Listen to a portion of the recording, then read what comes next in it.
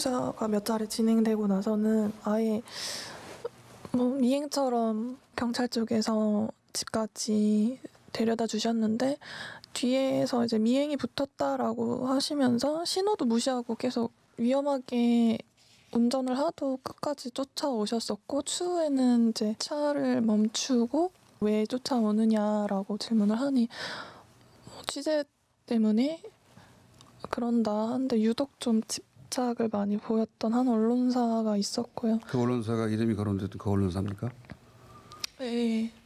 사실은 이제 주요 사건의 목격자이기 때문에 기자들이 쫓아가는 건 어떻게 보면 당연한 건데 문제는 그 언론사의 사주가 지금 연루가 돼 있단 말이에요. 그렇죠. 네. 더 큰 문제는 이분이 피의자가 아니라 참고인 신분이었다는 것인데 13번이나 조사를 받았습니다. 네. 그것도 아주 밤중과 새벽에. 그랬는데 이분이 이상하게 왜 밤중에 새벽에 부릅니까? 그러니까 원칙적으로는 중요한 참고인인데. 밤중과 새벽엔 사실 조사를 마치는 것이 원칙인데 이상하게 이분에 대해서는 꼭 밤중과 새벽, 밤 10시 이후부터 했다는 것인데 네. 더 중요한 건 피의자들 14명 중에 다수는 한 번도 조사받은 적이 없다라고 하는 거죠. 그래서 참고인을 마치 피의자처럼 네. 취급했다는 게 첫 번째 문제이고 또 하나 중요한 건 이 미행과 관련해서 이 언론사의 조모 기자라고 하는 사람에 대해서 이 여자분이 정확하게 진술을 여러 번 했다는 거 일관되게 그랬더니 그 사람이 들어있는 사진은 보여주지 않고 다른 사진만 계속 주면서 여기에서 해당하는 사람을 본 적이 있느냐 이런 식으로 질문을 해서 본인이 없다라고 하니까 말이 안 맞는 게 돼버리잖아요. 네. 그런 식으로 해서 진술의 신빙성을 많이 탄핵하려는 방향으로 갔고 그런 식으로 그 언론사 기자에 대한 언급이 있으니까 그 언론사 로고가 박힌 언론사의 그 취재 차량이 쫓아다니면서 네. 미행을 했다라는 거죠. 그건 네. 아마도 수사를 받으면서 관련된 정보가 바깥으로 새어나간 것이다라고 지금 판단해볼 수밖에 없는 거라서 네. 조금 문제가 있었던 것으로 보여집니다.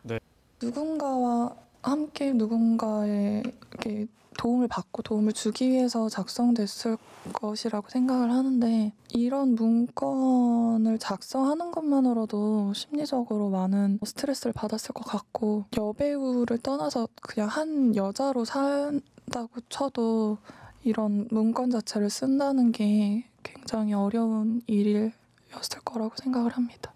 위약금을 물고 저는 기획사에서 나온 상태였고 언니는 그러지 못하는 상황이어서 아마 기획사를 나오기 위해 작성된 문건이었지 않을까. 또 솔직히 말하자면 세상에 공개를 하고자 쓴 문건이 아니라 그 상황을 벗어나고 싶어서 쓰여진 문건.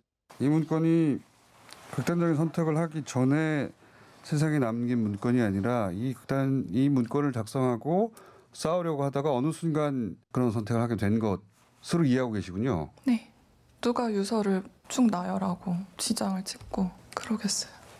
그러면서 윤지호 씨는 13번이나 경찰 조사를 받았는데 참고인 조사를 받았는데 그때마다 수사가 부실하다 느꼈다는 겁니다. 역시 들어보겠습니다. 중요한 질문은 따로 있는데 뭔가 수박 겉핥기식처럼 다른 질문만 계속 오가고 예를 들어 뭐 구두의 색깔이 무엇이었냐, 무슨 구두를 신었었냐 라든지 제가 보기엔 중요한 부분은 따로 있는데 왜 이런 부분에 질문을 해서 도대체 무엇을 확인하려 하는지가 좀 의구심이 들었었던 거죠. 밤늦은 시간에서야 조사가 시작되거나 또 몇 가지 부당한 일도 있었다는데요. 제일 이른 시간이라 해도 한 밤 10시 이후였었고 모든 조사가 거의 그래서 뭐 자정 이후 새벽 보통 짧게는 5시간에서 뭐 8시간 정도 새벽에 간 적도 있고 저는 증언을 하는 목격자의 입장인데 진술을 할 때 바로 옆에 가해자가 있고 그 와중에서 진술을 하고 제가 진술을 할 때 비웃으시고 웃기냐고 또 물어봤었어요. 그 당시 뭐가 웃기냐고. 이거 일단 가해자와 한 공간에서 요즘은 저렇게 조사하면 안 되는 되죠. 거죠. 그러면 안 되는 거죠. 왜냐하면 가해자가 있는 데서 진술을 할 때 왜냐하면 피해자는 아니면 아무리 참고인이라고 해도 그렇죠. 참고인 입장에서 볼 때는 가해자가 아까 얘기하잖아요. 비웃었다고. 그 말은 결국 이 사람의 뭐 진술에 대해 상당히 압박을 가하려는 의도가 있다고 저는 보이지거든요. 검찰이 왜 이런 행동을 했는지 모르겠어요. 철저하게 분리시켜서 진술을 받아야 진실된 진술이 나오지 않겠습니까? 네. 이런 억압적인 상황에서 진술을 하다가 제대로 진술을 할 수도 없을 것이고 얼마나 두렵겠습니까, 사실.